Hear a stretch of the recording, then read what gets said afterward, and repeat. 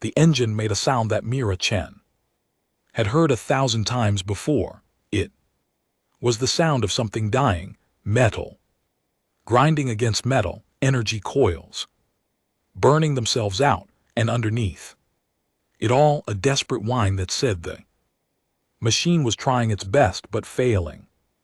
Anyway, she put down her coffee and walked to the viewing port of her repair dock. Outside, a ship was limping to Wardway Station K7 on emergency thrusters alone. It was a beautiful ship. She noticed sleek silver lines and curves that spoke of money and importance. Ships like that did not come to stations like hers. Ships like that went to the grand repair facilities in the core systems where technicians wore clean uniforms and charged prices that could buy a small moon.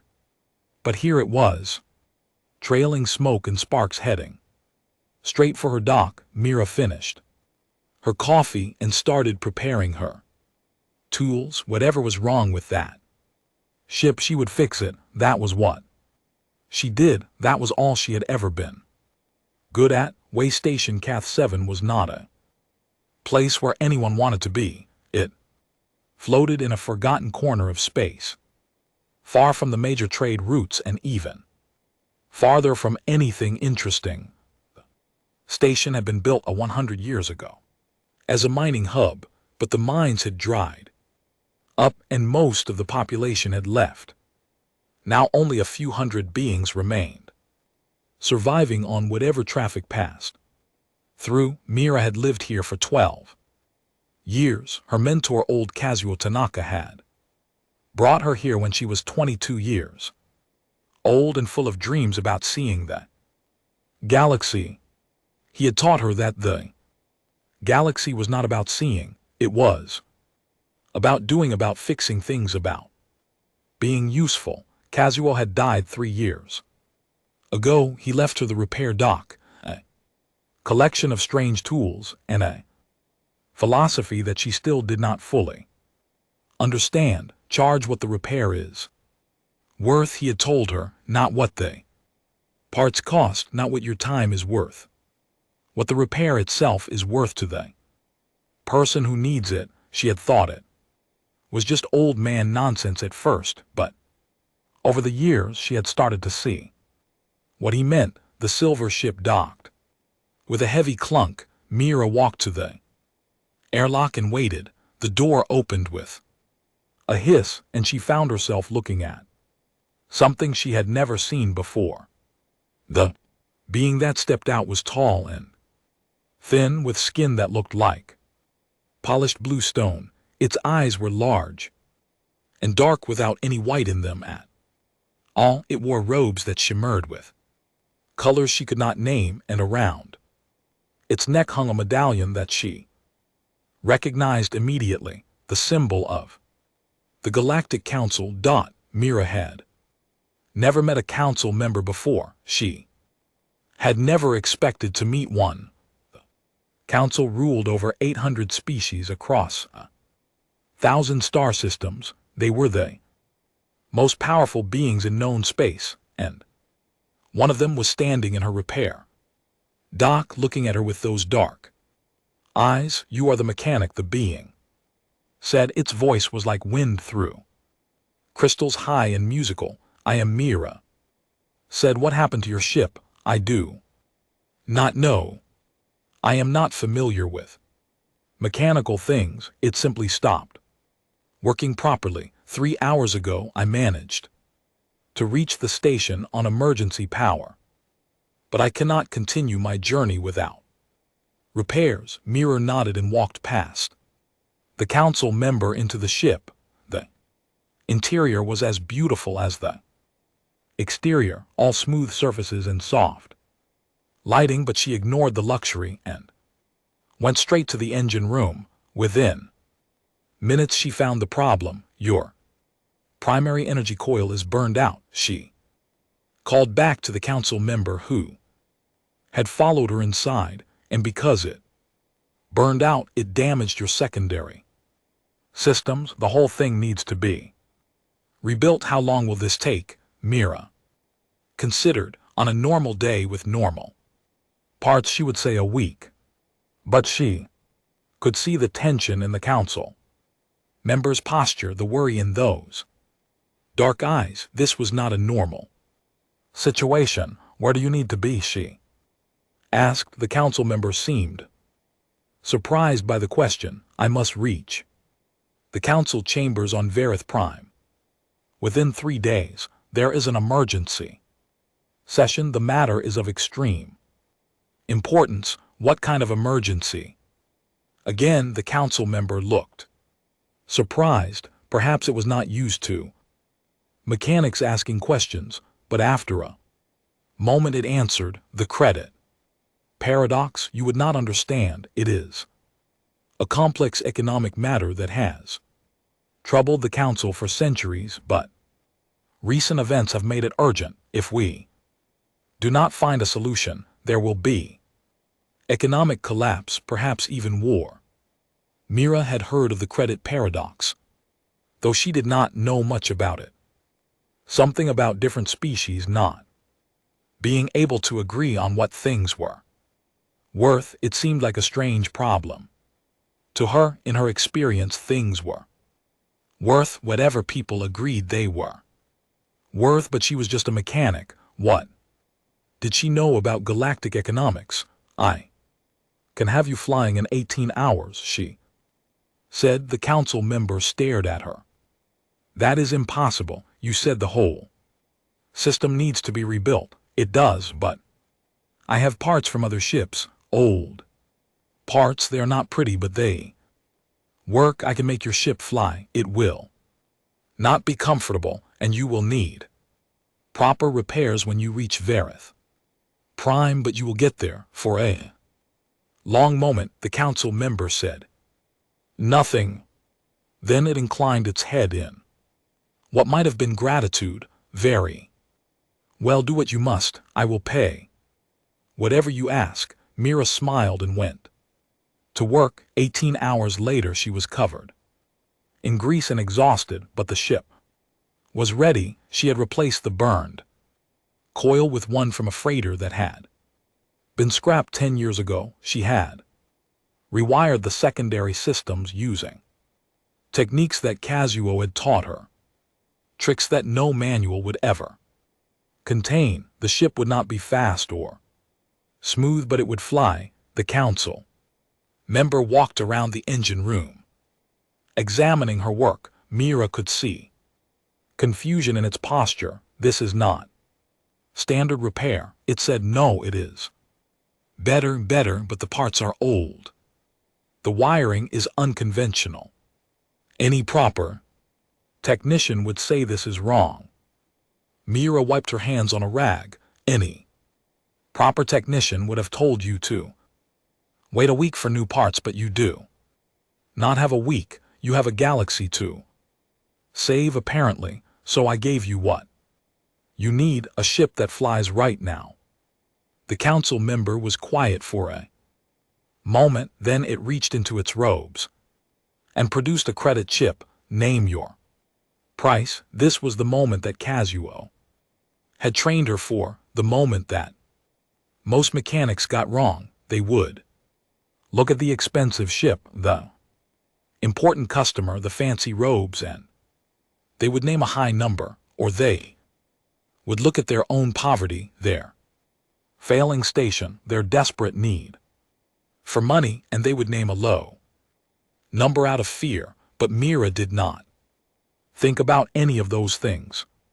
She thought about the repair itself, what it meant, what it was worth, how important is this meeting, she asked. The council member tilted its head. I told you it concerns the economic stability of the entire galaxy, and if you are late, if you do not arrive in time, then the session will proceed without me. The VFK delegation would lose its voice. The proposals we have worked on for decades might fail. Wars could begin. Millions might die. Mira nodded slowly. Then I charge you nothing. The council member went very still. Nothing. I do not understand. I fixed your ship. So you could save lives, so you could prevent war. That is payment enough. I did not become a mechanic to get rich. I became a mechanic because I like helping people continue their journeys. She could see the council member struggling with this. It was probably used to complex negotiations, to careful calculations of value and worth. The simplicity of her answer seemed to confuse it deeply. This is not how economics works, it said finally. Maybe that is why your economics are broken.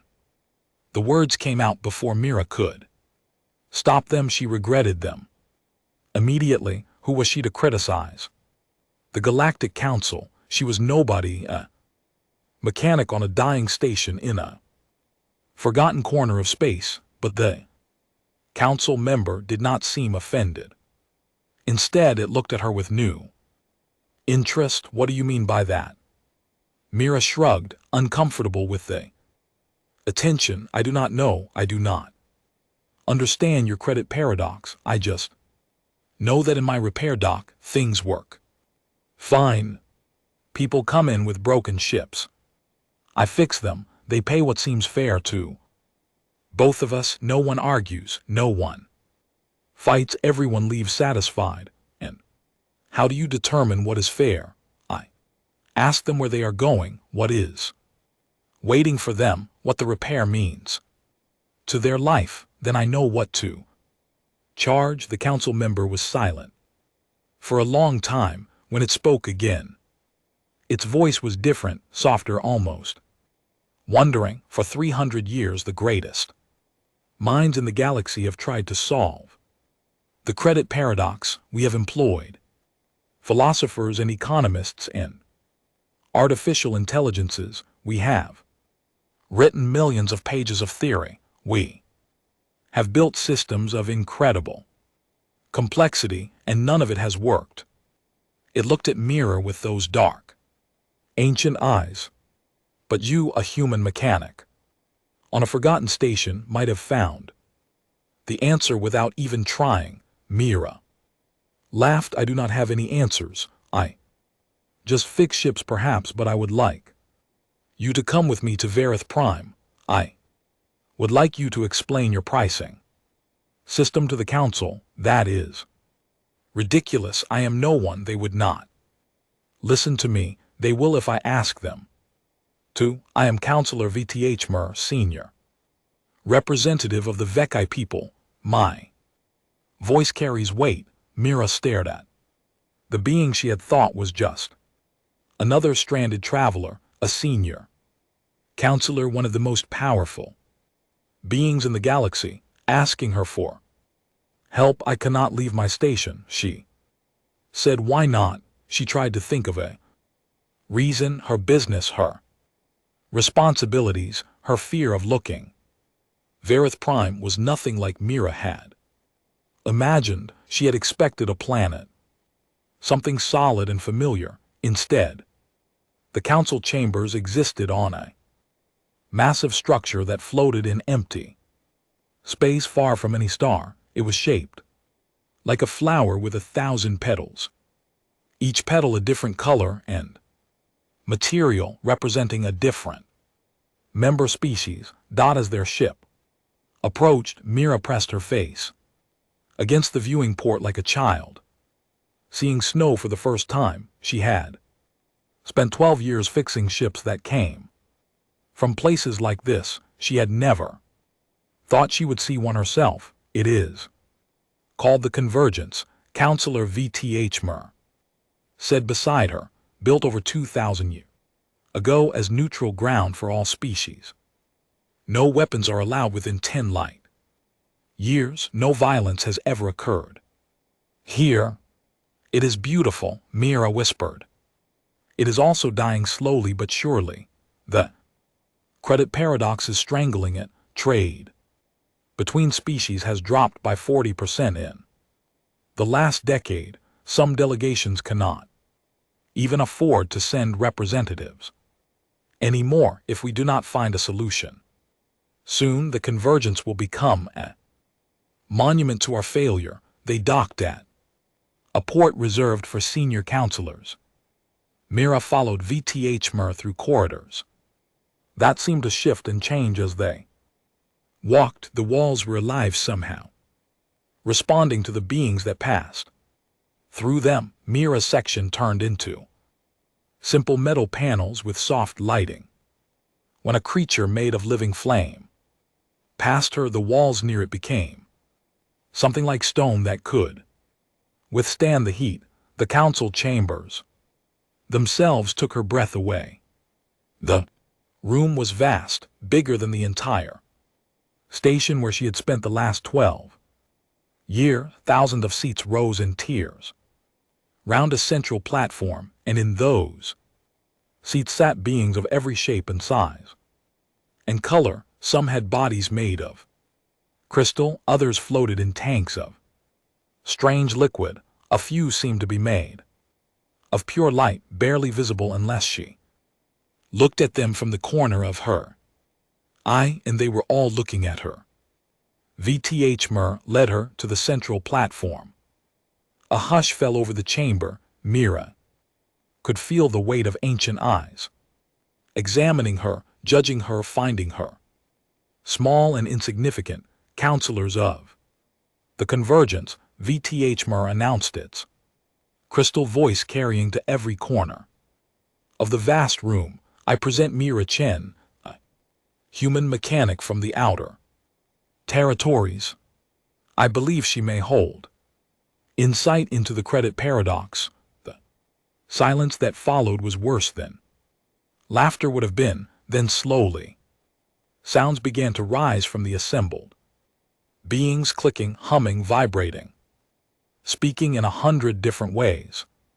The translation system in Mira's ear turned it all into words clear as throat. She could understand. A human, they have only been in space for 300 years. Mechanic, we need economists, not laborers. This is an insult to the serious work of this council. Counselor, VTHMR has wasted our time before, but this is a new low. Mira felt her face grow hot. She wanted to run, to hide, to go back to her station where she understood things, but Kazuo's voice came to her again, steady and calm. When they doubt you, work harder.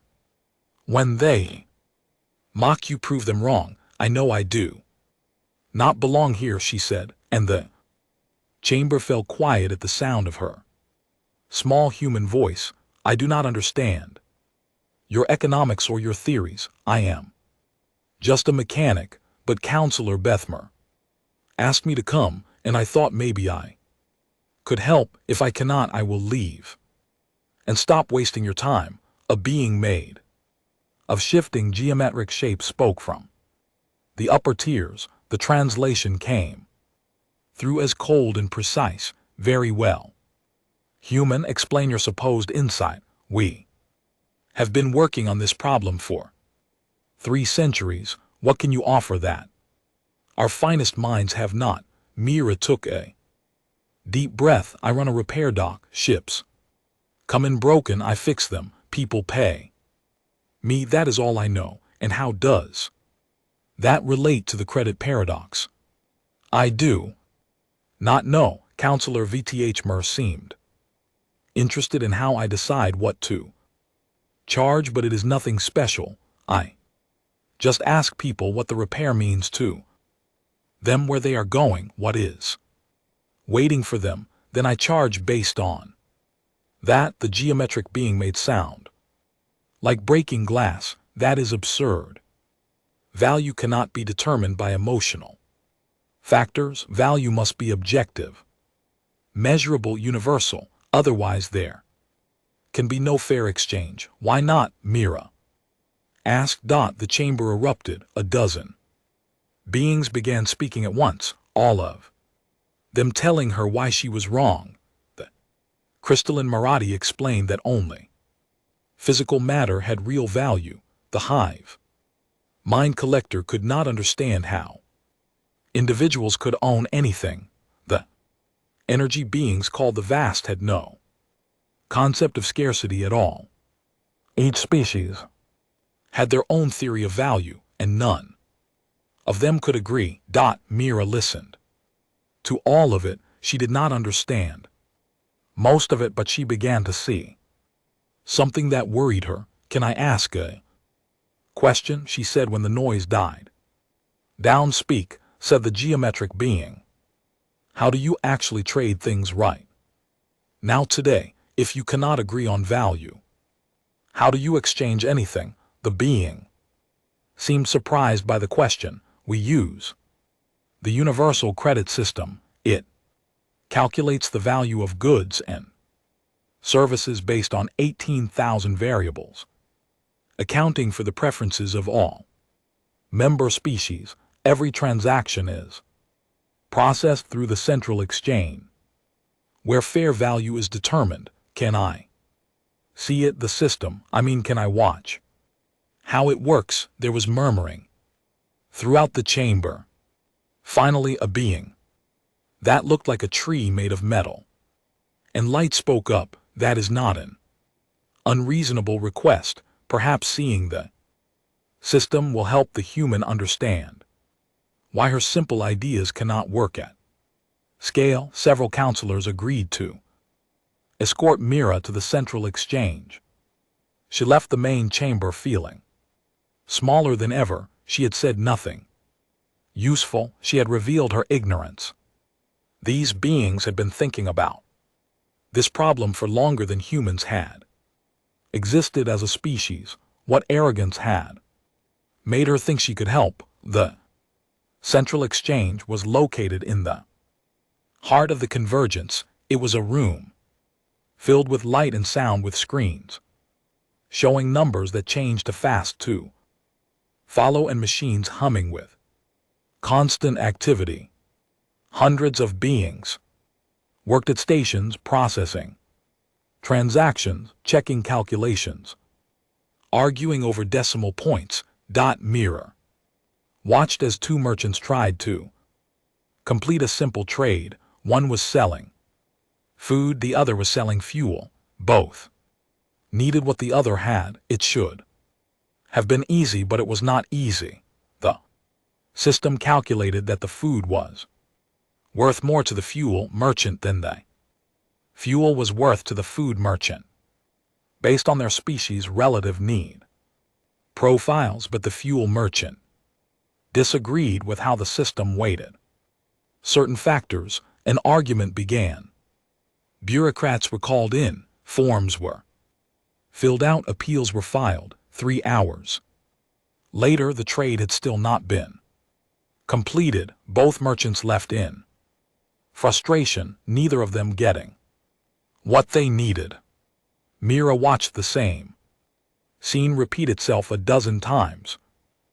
Doctor needed medical supplies but could not afford them because her species valued time differently than the species selling the supplies. A family trying to reach a new home could not buy passage because the transport company could not agree on the value of their payment.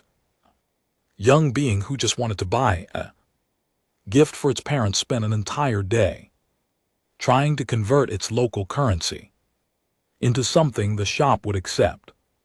These were not complex financial transactions. These were simple exchanges between beings who wanted to help each other, and the system was stopping them. Why is it like this? Mira asked the counselor escorting her. Because we must be fair, the counselor replied. If we do not calculate exact value, some species would take advantage of others. The strong would exploit the weak. There would be chaos. But there is chaos already. I have watched for hours and I have not seen a single being get what they needed. The system is supposed to help them, but it is hurting them instead. The counselor made a gesture that might have been agreement. The system is imperfect. That is why we seek solutions to the credit paradox. Mira shook her head slowly. I Do not think you need better. Calculations, I think you need to stop. Calculating altogether, that is. Impossible. Without calculations, how would we ensure fairness? By trusting beings to find their own fairness. Counselor stared at her as if she had suggested setting the convergence on fire. Trust beings cannot be trusted. They are selfish, they will cheat, they will exploit, some will, Mira agreed. But most will not. Most beings want to exchange fairly, they want to help each other. I see it every day in my repair. Doc, people do not try to cheat me. They do not try to exploit my need for money. They pay what seems fair and I charge what seems fair, and everyone leaves satisfied. Your repair doc is a tiny operation with a few customers per week. We are talking about trillions of transactions per day across 1,000 star systems. The scale is incomprehensible. Mira nodded. She could not argue with that. Her ideas felt foolish in the face of such enormity. She was just a mechanic. What did she know about running a galactic economy? But she could not forget the faces of the beings she had watched.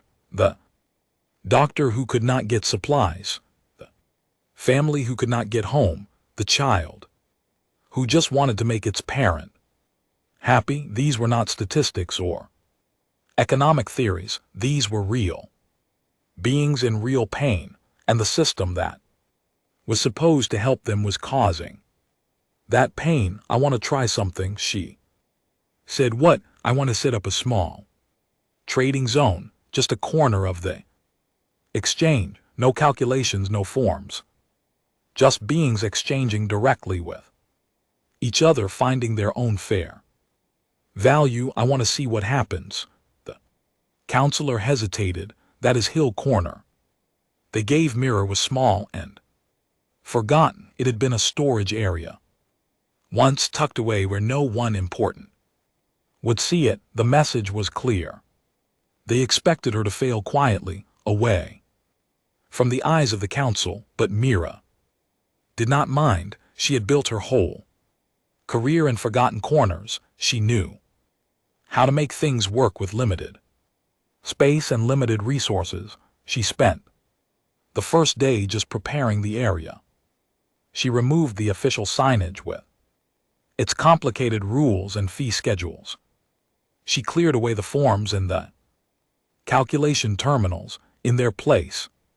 She put simple chairs and tables where beings could sit and talk. She hung a sign that said only 3 words, trade happens here. On the second day she opened that. No one came. Mira sat alone in her corner, watching the busy exchange around her. Beings hurried past to focus on their calculations and arguments, to notice the quiet space she had created. She felt foolish sitting there with her empty tables while the real economy churned around her, but she did not give up. Kazuo had taught her patience. Repairs took time. Trust took longer. On the third day, a small being approached her corner. It looked like a child's drawing of a flower, all wobbly petals and uncertain lines. Mira later learned it was a young flourish species that changed shape based on their emotional state. Is this place really free of the system? The young flourish asked, its petals trembling. It is, Mira said. What do you need? The story came out slowly. The young flourish had traveled across 3 systems to bring a gift to its dying grandparent. The gift was a memory crystal, a recording of the family singing the grandparents' favorite songs. It was priceless to the family. It was worthless according to the universal credit system, which could not calculate the value of emotional attachments. The young flourish needed fuel to complete its journey. It had the memory crystal to trade, but no fuel merchant would except something the system said was worthless. Mira listened to the whole story, then she stood up. Wait here, she said. She walked into the main exchange and found a fuel merchant, a gruff being covered in metallic scales. She explained the situation. The fuel merchant made a dismissive sound. I cannot accept trade goods the system does not recognize. My suppliers would not accept them from me. The whole chain would break down. Forget about the chain for a moment, Mira said. If you were dying and your grandchild traveled across 3 systems to bring you the sound of your family singing, what would that be worth to you? The fuel merchant went still. Its scales shifted color slightly from harsh silver to something softer. My grandparents raised me, it said quietly. They died before I could say goodbye. If I could hear them sing one more time, I would give everything I own. Then you understand. Understanding does not fill my fuel tanks. No, but maybe I can. Mira pulled out the credit chip that Counselor VTH Mer had tried to give her. She had never cashed it in. I will buy fuel from you at market rate. You give the fuel to the young flourish. In return, it gives you something the system says is worthless, but that you and I both know is not. The fuel merchant stared at her. You would spend your own credits on a stranger. I would spend them on helping someone get home. To say goodbye, that is worth more than anything I could buy for myself. Something changed in the fuel merchant's posture. Its scales softened further, and when it spoke again, its voice was different. Keep your credits, human. I will give the young one enough fuel to complete its journey, and in return, I would like a copy of the memory crystal. Perhaps the songs of another family will help me remember my own. They returned to Mira's corner. Together, the young flourish could not believe what was happening. It kept asking if there were forms to sign, calculations to review, appeals to file. Mira told it no, just an exchange between beings who understood what the other needed. The fuel merchant left with a copy of the memory crystal. The young flourish left with a full tank, and Mira sat back down in her corner. Smiling, word spread. Within a week, Mira's corner was busy. Beings came with goods and services the system could not value properly. Art that spoke to the soul but had no market price. Skills that were needed but not recognized by official categories. Time and attention and care that could not be measured in credits. They came and they traded, and they left satisfied. Mira did not run the exchanges. She just facilitated them. She asked questions. She helped beings understand what the other really needed. Sometimes she translated not between languages, but between ways of thinking. The crystalline Moradi thought matter was sacred, so she helped them see that the energy beings valued matter too, just in a different way. The hive mind collectorate could not understand individual ownership, so she reframed exchanges as shared contributions to collective well-being. The key she discovered was context. Value was not a number, it was a story. Every exchange had a story behind it, and when beings understood each other's stories, fair trade became natural. A doctor who needed supplies was not just a customer making a purchase. She was a healer trying to save lives. When the supply merchant understood this, they found a way to make the exchange work. Not because the numbers added up, but because they both wanted those lives saved. A family trying to get home was not just passengers on a transport. They were parents returning to children who missed them when the transport captain understood this. She made room on her ship, not because she needed the money, but because she remembered what it felt like to be far from the one she loved. Story by story, exchange by exchange, Mira's corner grew. More beings came. More clear's throat trades happened. The system runners tried to ignore it at first, then became curious, then hostile. You are disrupting the established order, a senior bureaucrat told her one day. You're unsanctioned. Trades are creating inconsistencies in our valuation models. Are the beings who trade here satisfied? Mira asked. That is not the point. It is exactly the point. The point of an economy is to help beings get what they need. If they are getting what they need, the economy is working. If they are not, it does not matter how perfect your models are. The bureaucrat left in frustration, but Mira knew she had made an enemy. That night she sat in her corner alone, thinking about Kazuo. He had grown up poor on earth in a small village where money was scarce but community was strong. People helped each other not because they expected payment, but because helping was what you did. When your neighbor's roof broke, you fixed it.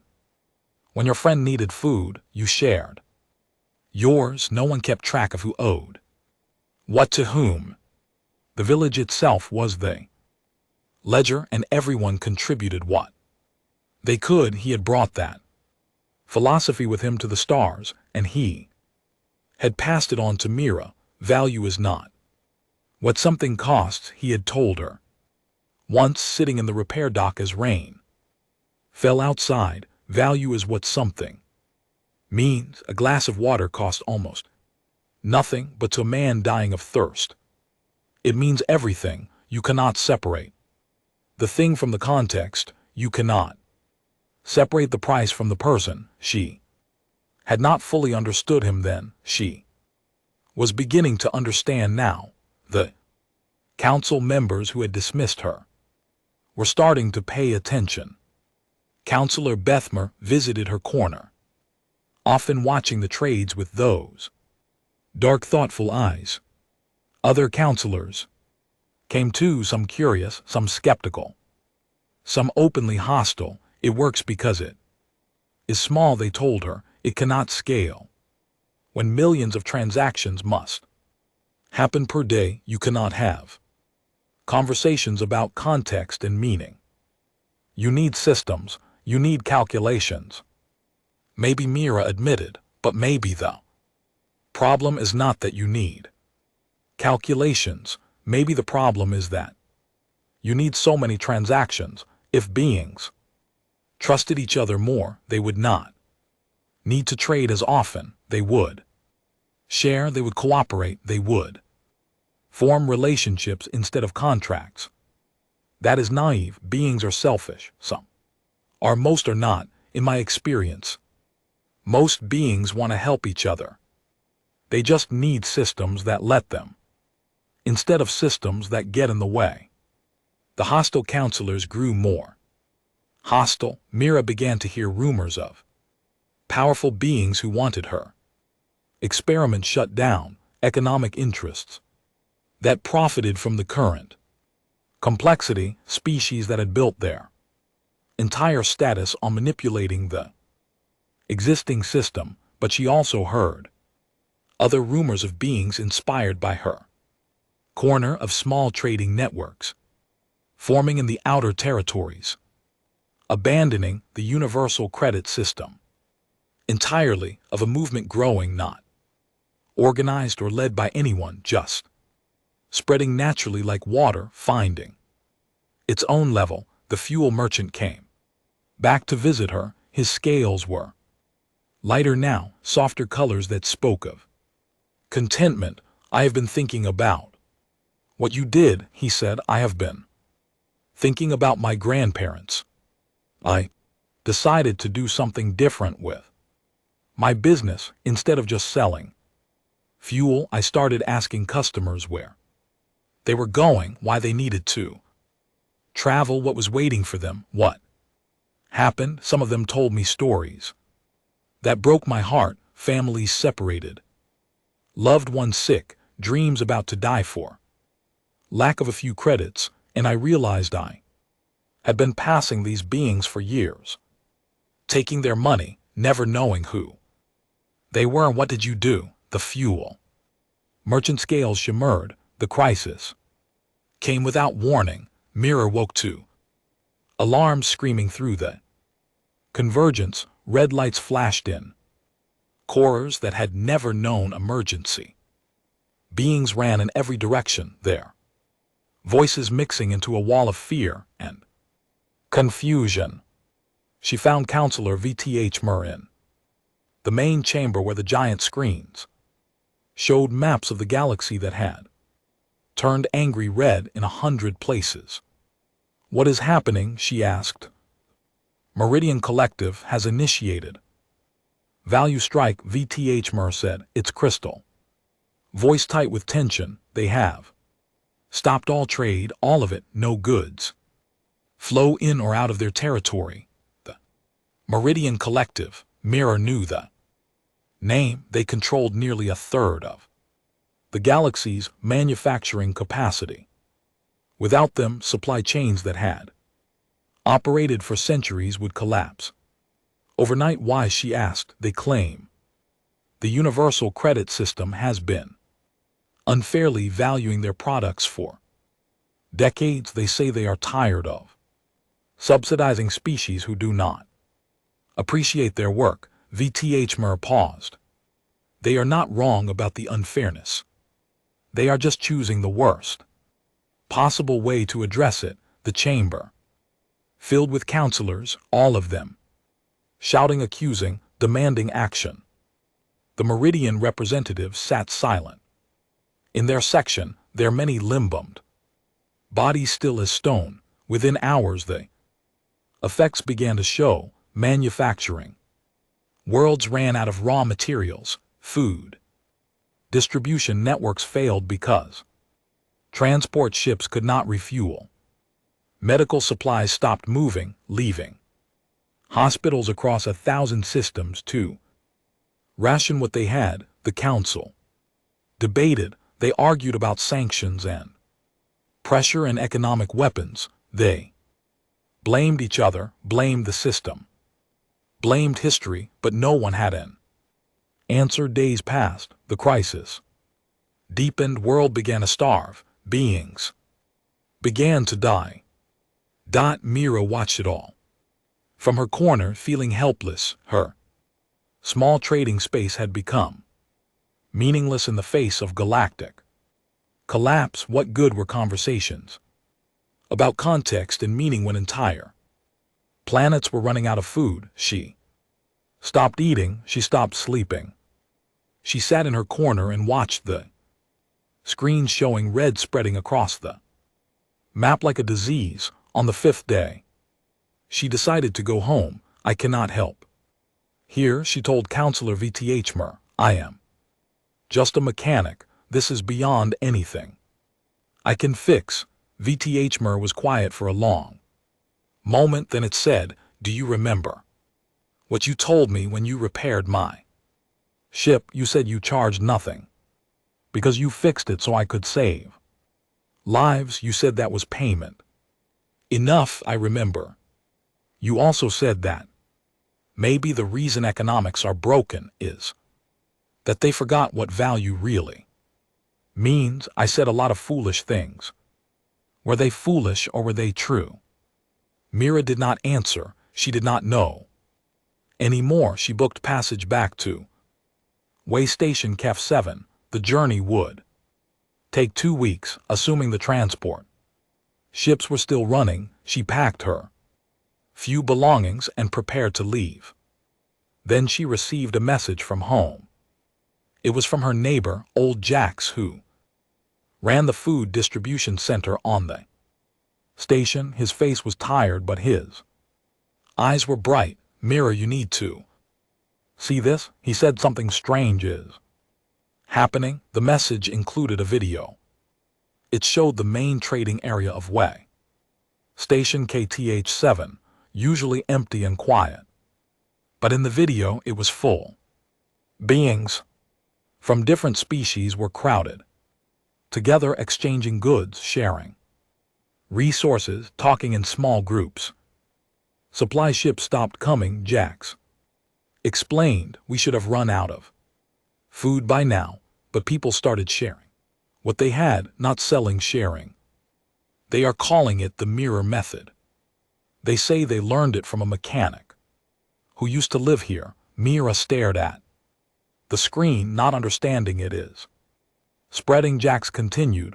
Other stations are doing the same thing. Instead of waiting for the formal economy to restart, they are trading directly with each other. No credits, no calculations. Just asking what each other needs and finding ways to provide it. Another message came in, then another. Reports from across the outer territories. Small communities abandoning the universal credit system and forming their own exchange networks. Beings who had never met sharing resources with beings on the other side of the galaxy because someone in the network vouched for them. That it was chaos by every standard measure. No central authority, no official valuations, no way to ensure fairness or prevent exploitation. And yet it was working. Mira canceled her transport home. She returned to the council chamber, pushing through crowds of panicking beings until she reached the central platform. Listen to me, she shouted. The chamber fell silent. Thousands of eyes turned to the small human who had interrupted their debate. The outer territories are surviving, she said, not because of your system, because they abandoned it. She showed them the messages, the videos, the reports. The council watched in disbelief as images of functioning trade networks appeared on the screens. This is impossible, said the geometric being who had challenged her on the first day. Without standardized valuations, there can be no fair exchange. They must be exploiting each other. Then explain why satisfaction rates in these networks are higher than they ever were under your system. Explain why disputes are resolved faster. Explain why beings who were enemies are now cooperating because they realize they need each other. It is a temporary response to crisis. It will collapse, maybe, or maybe it will grow. Because beings want to help each other. They always have. Your system was supposed to facilitate that help, but instead it got in the way. It made every exchange a battle over calculations. It made beings suspicious of each other because the system told them they might be cheated. She pointed to the red map on the screen. The Meridian Collective started this crisis because they felt the system was unfair, and they were right. But the solution is not to fight over who gets to control the system. The solution is to stop letting the system control us. You are suggesting we abandon centuries of economic infrastructure that we trust beings to trade fairly without any oversight. I am suggesting we trust beings to find their own fairness, set basic rules about fraud and force, provide frameworks for disputes, but stop trying to calculate the value of every exchange. Let beings determine that for themselves. Chamber erupted in argument, but this time Mira heard something different in the voices, not just dismissal and mockery. Some of them were considering her words. Counselor VTH Mer stood beside her. The human is right about one thing. Our current system is failing. We have tried to improve it for 3 centuries and made it worse. Perhaps it is time to Try something different, something. Different, you mean chaos, I mean trust. A commodity we have been too afraid to trade in. The debate continued for hours, but as it went on, more reports came in from the outer territories. The parallel economy was not collapsing. It was growing. Species that had never cooperated were forming partnerships.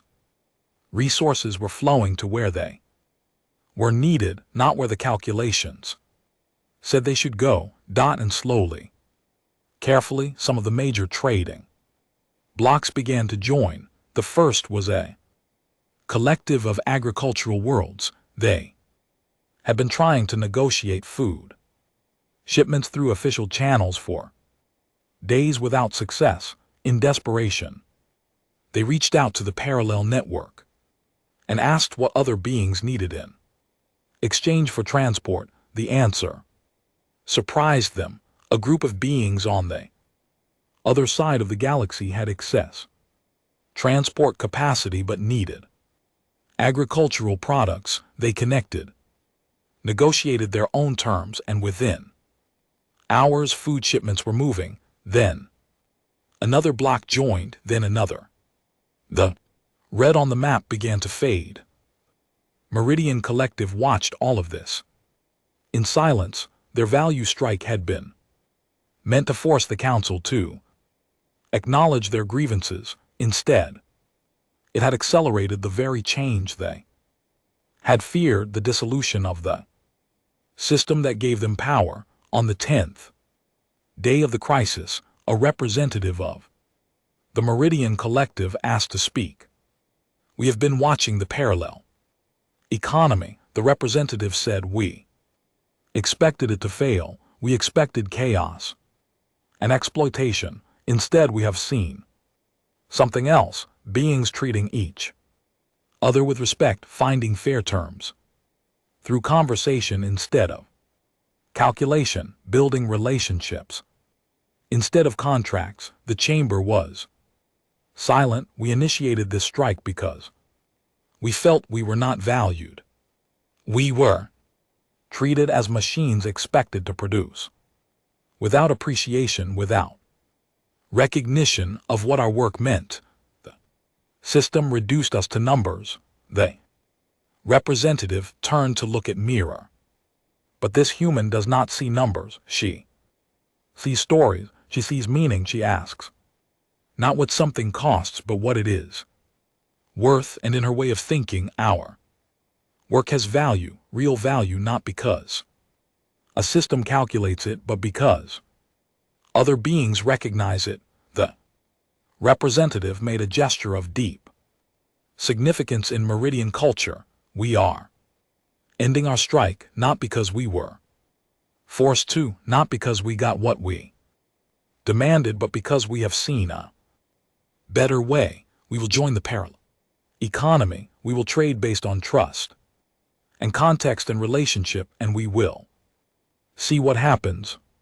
The chamber erupted.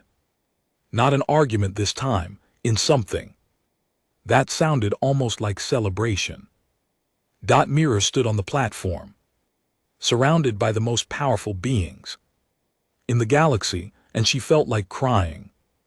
Not because she had won anything. She had not won anything. She had just shown them something they had forgotten, that beings wanted to help each other, that trust is possible, that the simplest answer is sometimes the right one. The crisis was not over. There would be chaos and confusion as the old system dissolved and the new one grew. There would be exploitation. On year had passed since the crisis that changed everything. Mira stood at the viewing port of her repair dock, watching ships come and go from way station KF7. Station looked different now.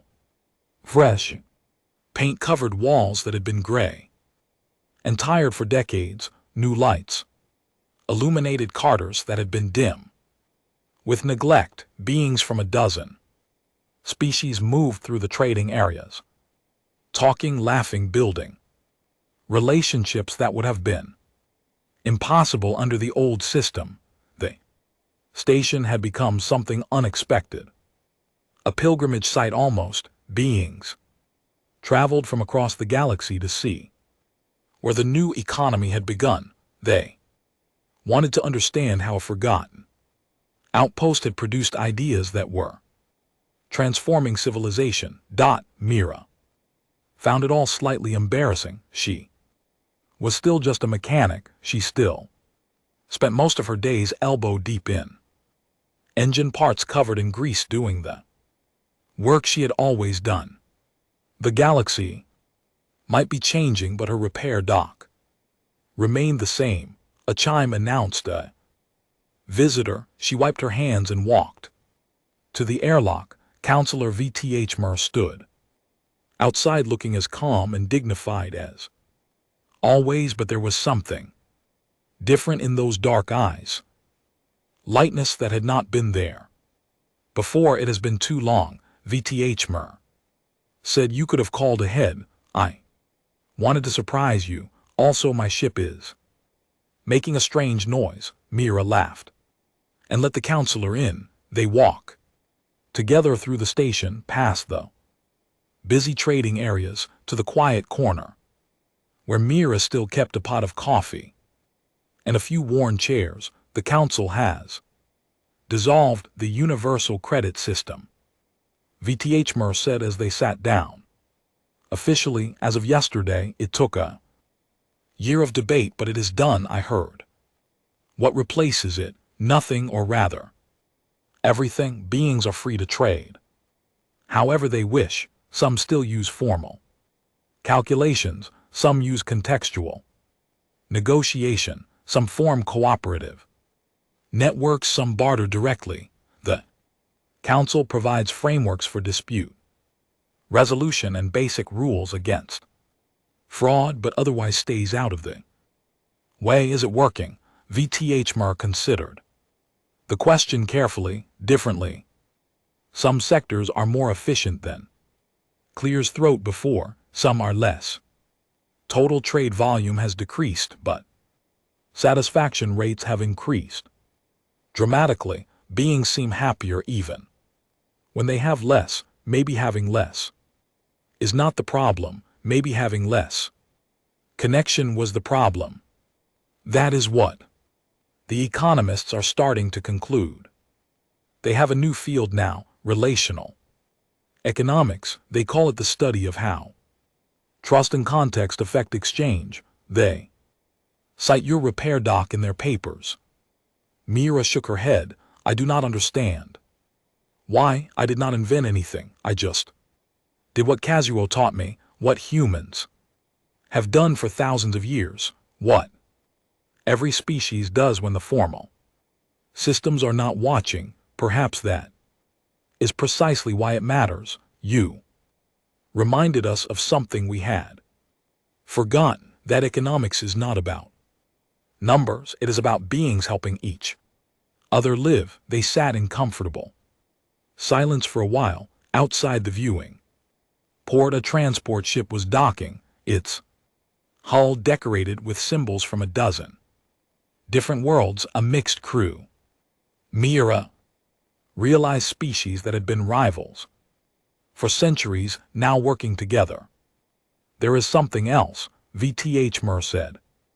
Eventually, the council would like to honor you, a formal ceremony recognition of your contribution to galactic civilization. There is talk of naming a principle after you, the Chen Doctrine.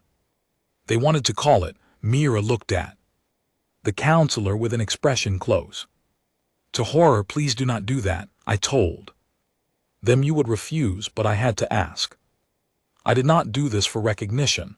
I did not do this at all. I just asked questions and watch what happened. The beings who did the real work are out. They're trading, trusting, building relationships. They deserve the credit. Not me. VTH Mer made the sound that might have been a laugh. You are a strange being, Mira Chen. Most would accept the honor gladly. Most would use It to gain power and influence. What would I do with power and influence?